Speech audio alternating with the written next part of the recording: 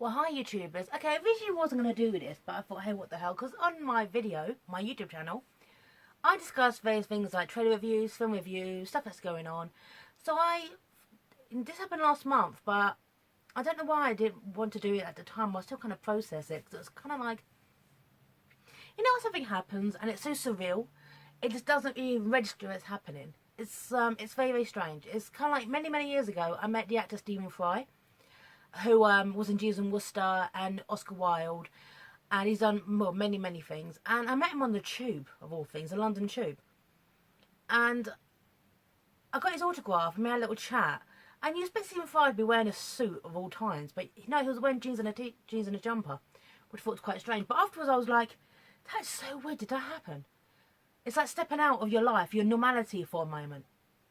And this was one of them kind of moments. Okay, so let me start once more. Okay, so each year my university brings out a book of, I never thought I'd ever say this out loud, the best of the Kingston writers, and I was one of them. Yeah, that's surreal. Kingston University, by the way. Now, I was really surprised by this because I sent it into him on a whim. I'm going to give you some background. Oh, this is the book, by the way. It's called Ripple. It comes out every year. I deferred university, well, actually back this time a year ago. What happened was I was working and it was stressful and it was just so difficult. And I decided just to take some time off. Just to kind of get my head together and save some money and just kind of take it from there. Just kind of just to get my head together. But I still was on their email links and they sent this to me, an email back in December, stating that, do you want to be in Ripple? And so I did. Now, the piece I sent off, for those who follow my videos, know that in July of last year, I lost my dad. What happened is 2 years ago, he had cancer, and he beat cancer. It was a long process, but he beat cancer. And then in January, he got the all clear. And in April, it was back spreading, and they couldn't do anything. He passed on in July. Now, I'd already decided when I was doing my model first time round, I was going to pick a theme, and my original theme was about a parent with cancer. Okay, so it's so stuff I'd already written, and then obviously he came back, and he was now terminal, and I wrote what's in this 2 days after it happened. So what is in this is basically a fictionalized version of a true event, the story of how I lost my dad. Now, I was really surprised this happened. The event launch itself was pretty cool. I dressed up. Okay, for me, okay, yes, this is me dressing up. Black jeans, I put some frizzies on my hair, okay, which is now currently dyed bright red, because I was bored here the other day. Frizzies on my hair, black vest, multicoloured kimono kind of top, like wrap kind of thing, and black jeans. Yeah, that's me dressing up, honestly. I don't really do the whole kind of dressing up thing. And there was my free drink, and there was a reading, and I read my work. And it was pretty cool, very surreal, because I got chatting to them, and out of curiosity, I asked how many people applied to be in this book, Ripple. Over 200 people submitted work, and only 27 people were accepted. So, maybe I'm under the best of the best, I don't really think about it. My experience at university is a bit different from a typical student. I'm working class, and I'm doing an MA. So, not the most easiest of situations. It's just quite funny how people are screaming about privilege, forgetting that they are privileged. Trust me, in the university system structure, if you have financial support for your degree, you are automatically privileged. Unlike the workers, you know. That's just reality. People don't see that. There's a lot of victimhood at universities. I have noticed that, especially when I was doing my own BA. So how are these people going to cope in the real world? God only knows. So my experience at university is a lot different from most, because I've been in the working sphere for a very long time. And oppression, someone states that someone, oppression, no. Okay? You can't talk about privilege when that privilege supports you. So that's just my opinion. So God knows how they're going to cope when they graduate. The real world is going to chew them up and spit them out. Kind of can't wait in a way. So anyway, so back to Ripple. Okay, so Mina book. Now I did some research on previous other books, and apparently it's also been sold at Kingston Waterstones, which I not heard any for this one, but that'd be so cool if they did that. God, can you imagine just you in a bookshop and you see someone like going through this, and it's your book. It's like not your book, but you're in it. That'd be like you're gonna have it. You'll be like, I'm in there. I'm in there. I'm in there. Okay, you can help that.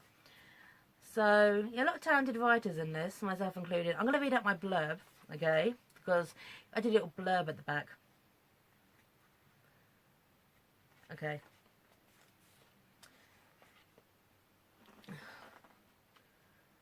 Alright, this is my blurb first of all, okay? Was born in 1979 and graduated from Winchester University with a degree in English literature. She got herself a proper job. A decade and a bit later, she realised she hated being proper and found her way to Kingston to do an MA in creative writing. After having her first poem published in 1997, she has had several more featured in various publications and currently has 2 e-books available. Though she'll forever be a London girl at heart, she solo travels as much as she can and hopes to add more countries to her globe-trotting. Counting Down is based on a true-life event regarding the loss of her dad in 2016 to pancreatic cancer. She would like to dedicate this work to the memory of her dad and to the arrival of her nephew Kane. Oh, he was born last year. Okay? So, yeah.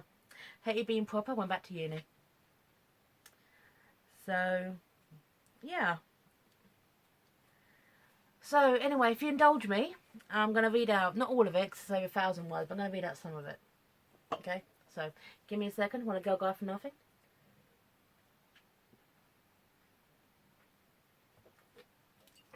I love the font on this.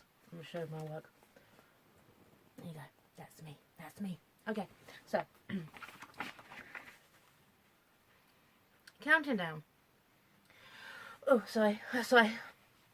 Posh voice. The thing no one tells you about dying is that it is a waiting game.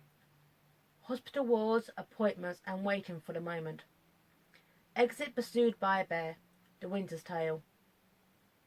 Dad knew sort all about Shakespeare, but he learned that in a Trivial Pursuit question. That man on the bed is not my dad. Not anymore. My dad is the one who took me out to London. My dad is the one who fed the ducks with me. My dad was the one I said my first word to. He was the one who stood there on my first day at school and was there on the day I graduated university. He's been at every notable moment of my life, and I will have to be here at the moment he leaves my life. He's not past tense, but he really should be. Cancer. Only 700 people get this type each year. My dad is just another number, a statistic. Ripping through his body until it reached the brain and he became a stranger. That man is not my dad. I'm just waiting for a stranger to die. Except I'm not waiting. I'm out of the room for most of it. Do you want to hold his hand, Joe? My mum asks me every time I stick my head around the door. That hand covered in roughness from the garden and his job, both retired. Now covered in blood bruises. The first indication his body was shutting down. No, I don't want to hold it. Besides, they'll get critical. I can never do anything right no matter what. Can't be too morbid, can't break down. I have to be there at all times and just hold it together. He brought him home 2 days earlier. It was his first request when he found out he was terminal. That he died at home. It's strange how you take comfort from that. In comparison to the treatment or rather the lack of it at the hospital. Our living room now contains a hospital bed taking up a large section of the room. It's the first thing you see when you walk through the door. I spent a large portion of the last few days standing in the garden smoking one more cigarette after the other. No one telling me it's a filthy habit, when the healthiest man in the world is dying in the other room. Time is ticking and it's now 3 o'clock. Lisa has just arrived. The firstborn and the last to arrive. She went to work that day. No one else did. With my sister now here, I take my place with the rest of the family in the living room. It's almost surreal with that big bed and its fading occupants, surrounded by pictures of us in happier times. Weddings, birthdays, all reflected back at us.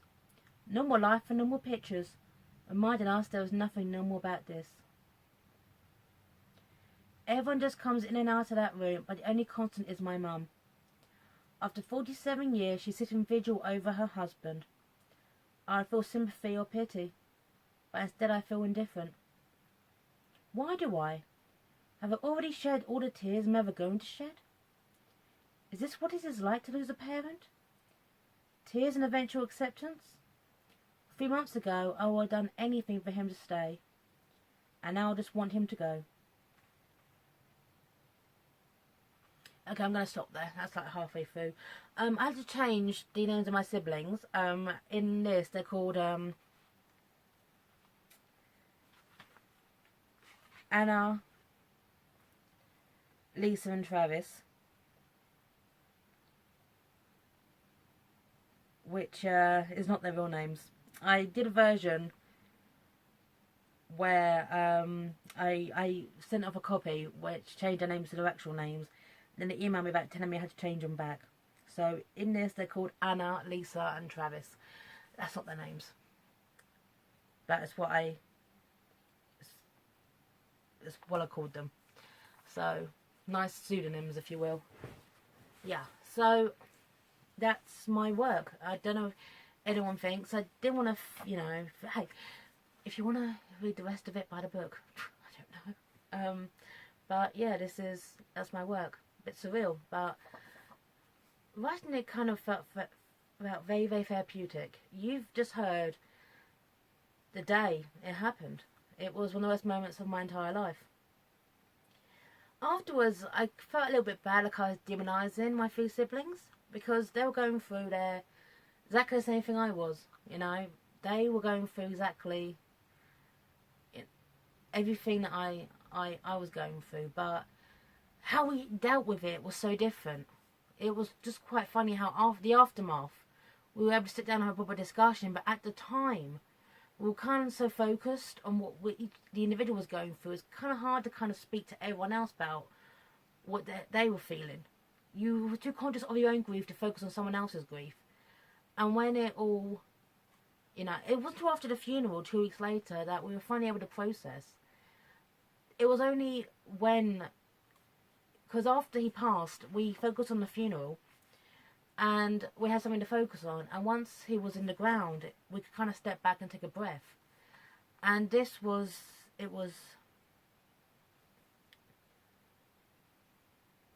you know, it was one of the worst moments ever happened to me. So I'm proud of what I did. I'm proud that I immortalised my father, if you will, in this. And I've got to admit, out of over 200 people, to be 127 is kind of cool. So anyway, I'm going to put a link to Ripple, and if anyone wants to get a copy, please do. And if thanks for getting this far of my work, let me know what you think in the comments. Do you think I'm good or bad? And I'm gonna say adios at this point. So adios, YouTubers. Take care. Bye now.